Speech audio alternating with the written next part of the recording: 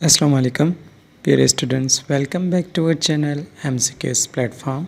Today we are going to learn the proper sequence of pronoun, that is personal pronoun, while confessing or admitting a fault. So let us learn rule number 32.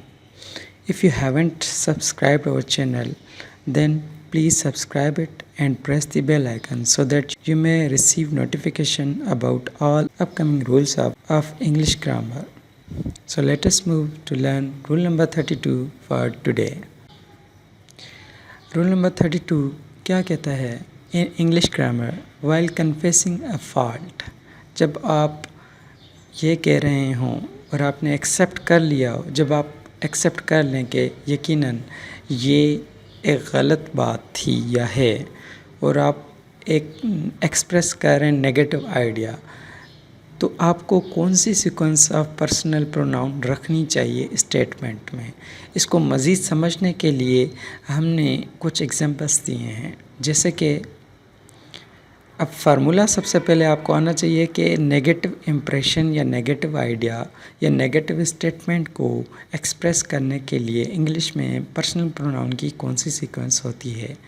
पहले first person होना चाहिए, फिर second and third last में। ये किस में? Negative perspective में। इसी तरीके से अगर पॉजिटिव या किसी की हम क्या कह रहे हों, प्रेस कर रहे हों किसी को, तो उसमें अलग सीक्वेंस होगी जो कि हम रूल नंबर 33 में पढ़ेंगे। तो इसलिए बेहतर है कि आप रूल नंबर 32 को अगर अच्छे से समझेंगे तो रूल नंबर 33 भी अच्छे से समझ पाएंगे।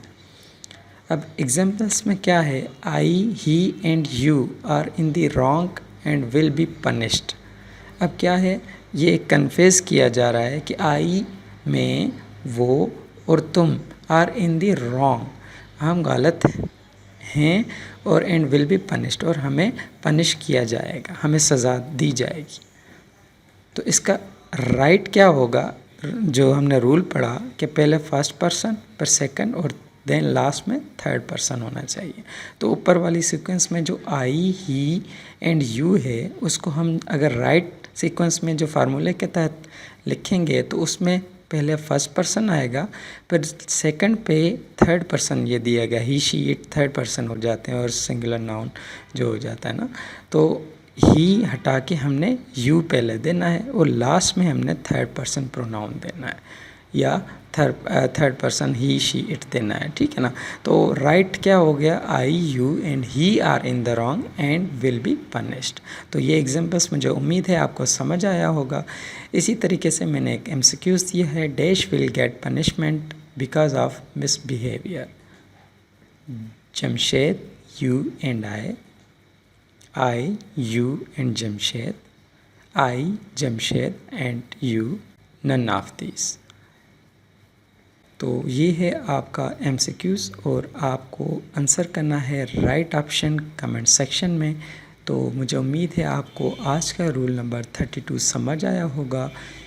हमारे चैनल को सब्सक्राइब कीजिए, वीडियो को लाइक कीजिए और शेयर कीजिए अपने दोस्तों के साथ। एक और इम्पॉर्टेंट बात कि आजकल जो भी कम्पिटिटिव एग्ज़ाम्स आ रहे हैं वन पेपर बेस, उसमें ये क्वेश्चंस बहुत पूछे जाते हैं। तो अगर आपको ये कंसेप्ट क्लियर होगा तो ही आप इसका राइट ऑप्शन चूज़ कर पाएंगे।